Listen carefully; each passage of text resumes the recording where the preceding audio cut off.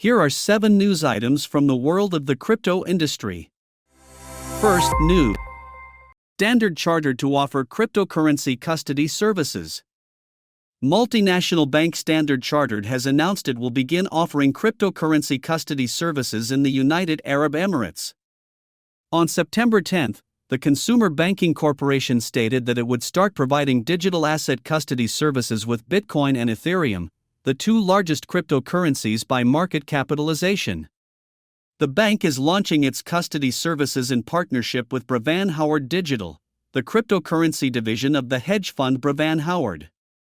The service was first announced on May 10, 2023, when the bank signed a memorandum of understanding with the Dubai International Financial Center, a special economic zone in the UAE.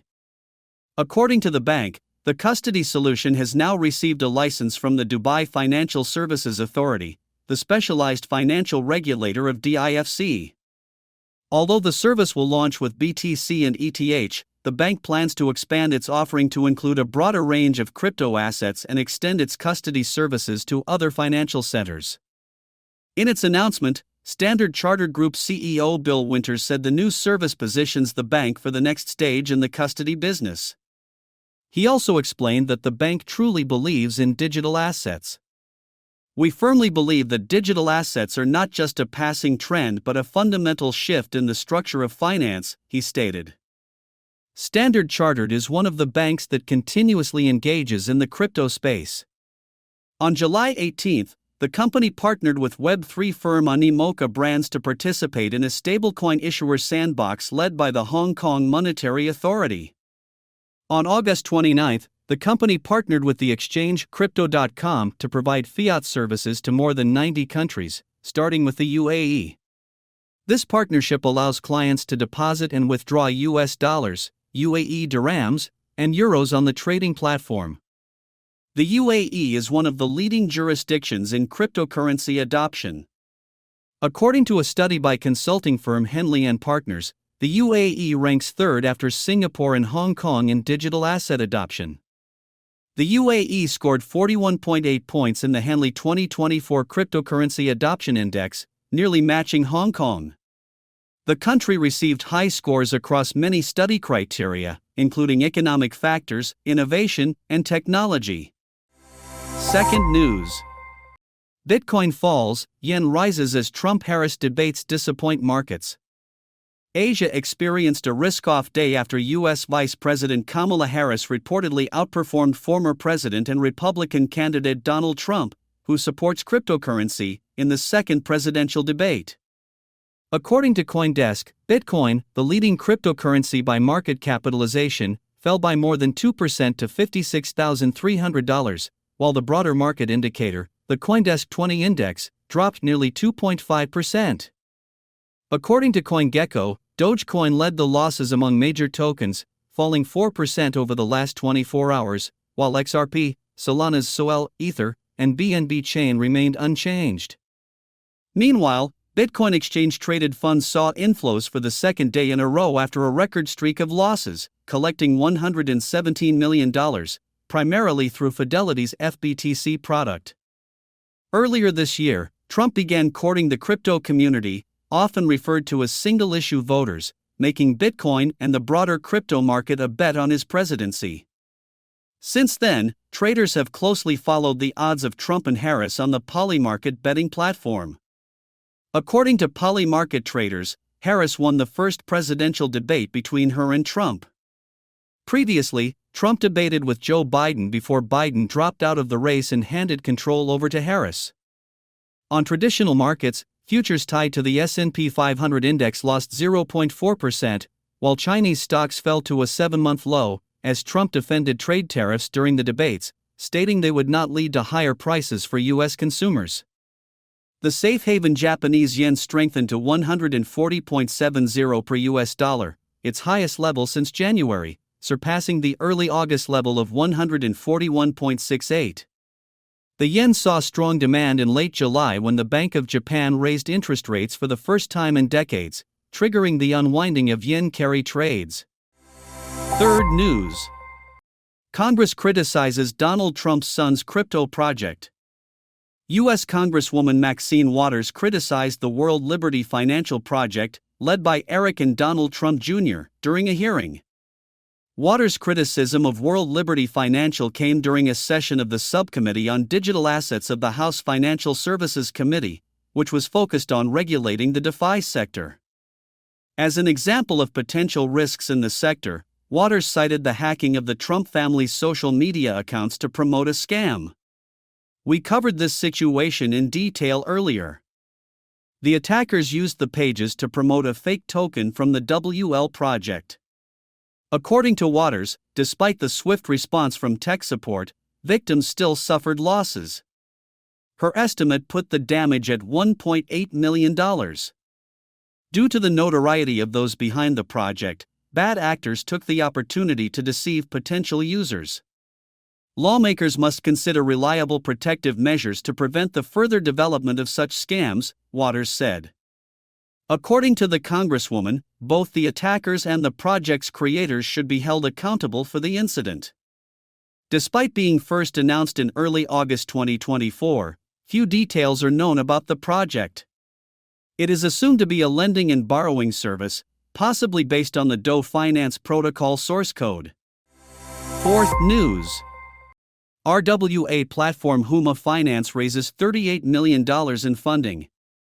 Payment service provider Huma Finance closed a series of funding round, raising $38 million. The team announced that the funds would be used to develop its payment financing platform, which operates with tokenized real-world assets. According to the release, the round includes $10 million in equity investments and an additional $28 million directed towards the platform's income-generating RWA assets. Participants in the funding included venture firm Distributed Global, organizations Hashkey Capital, Folius Ventures, Stellar Development Foundation, and Tebas Ventures. Project representatives said the Huma platform is designed to meet the liquidity needs of trade financing using blockchain technology. According to the team, it offers more efficient and accessible services than traditional alternatives.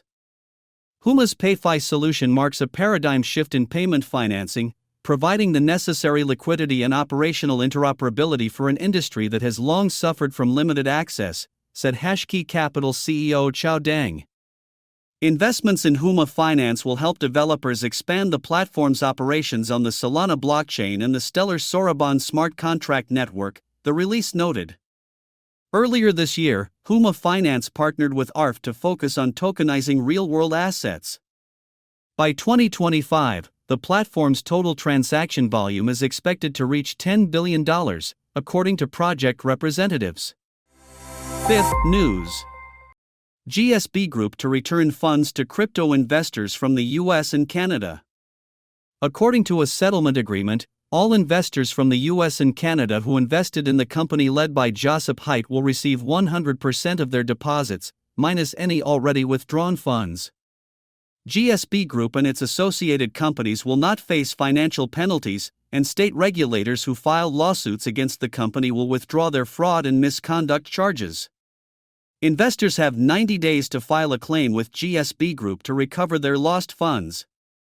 The settlement occurred after financial regulators from 12 U.S. states and several Canadian provinces filed a lawsuit against GSB. The company was accused of organizing a multi-level marketing scheme involving crypto assets and misleading investors. GSB Group promoted investments in cryptocurrencies and the Lydian metaverse and used high-pressure sales tactics to attract hundreds of millions of dollars from investors across North America, according to regulators. Regulators began filing lawsuits to force GSB Group to return the money in November after receiving complaints from investors. Victims reported that in October, the company began freezing withdrawals. The joint efforts of regulators were supported by the British Columbia Securities Commission in Canada to protect investors from financial fraud. Last fall, NSA supported the U.S. Securities and Exchange Commission in its legal battle with the U.S. crypto exchange Coinbase. Earlier, the association labeled cryptocurrencies as unregistered securities, which pose significant risks to investors. Sixth news. Donald Trump loses leadership on Polymarket after debates. Contrary to crypto investors' expectations, the first debate between Donald Trump and Kamala Harris did not mention digital assets, even when discussing the economy. The U.S. presidential candidates focused on traditional topics such as foreign policy, immigration, and abortion rights. Before the debates, Donald Trump had a slight lead on prediction markets. For example, on Polymarket, his chances stood at 53% compared to Harris's 46%. However, after the debates, both candidates' odds leveled out at 49%. On another prediction platform, PredictIt, the difference was more noticeable. After the debates, Harris's odds increased to 56%, while Trump's dropped to 47%. Harris also holds a slight lead on traditional betting sites. The debates themselves did not seem to have a positive effect on Bitcoin's price. After they ended, the flagship asset's value dropped by about 3%, from nearly $58,000 to $56,600. On the other hand, Bitcoin's price doesn't always depend on the U.S. elections or Donald Trump himself, who actively supports the crypto industry. For example, on September 6, the asset fell by 8%, even though the Republican candidate had high chances of winning, according to Polymarket data. 7th News. Matrixport predicts Bitcoin's future after the U.S. presidential election. Matrixport reminded that Bitcoin experienced strong rallies during both Republican and Democratic presidencies. When Donald Trump was president from 2016 to 2020, Bitcoin saw a growth of 1,421%. Under Joe Biden's presidency, from 2020 to 2024, the price of the first cryptocurrency increased by 313%. Bitcoin can continue to thrive regardless of who wins the November 2024 presidential election and takes the White House. The next U.S. president is more likely to have a greater impact on crypto market regulation in the country than on Bitcoin's actual price, analysts believe. Earlier, Bernstein specialists presented a possible scenario for the development of the American crypto market, including the consequences of Kamala Harris winning the upcoming U.S. presidential election.